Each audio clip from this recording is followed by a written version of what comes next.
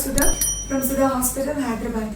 Today we have Lakshmi, a product manager who did post-graduation in pharmacy. Now she is going to talk about how the omega-3 fatty acids influence the infertile woman regarding the endometrial thickness, endometrial receptivity, and also the embryo quality. Yes, ma'am.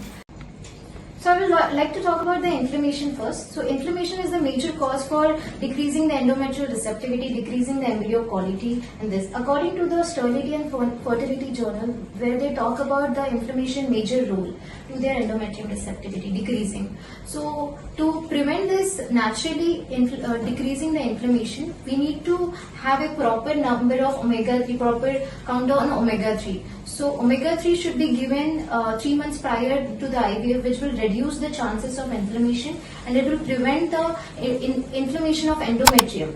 So once the endometrium inflammation is being prevented, it will increase the endometrium receptivity and the chances of pregnancy and the chances of IVF success rate will be more.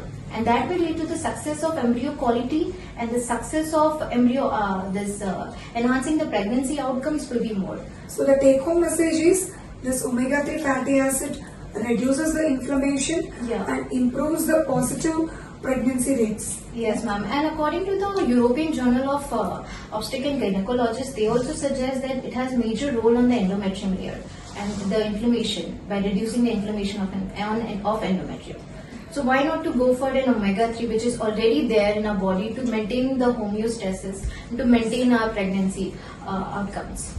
Thank you for enlightening us. Thank you, ma'am.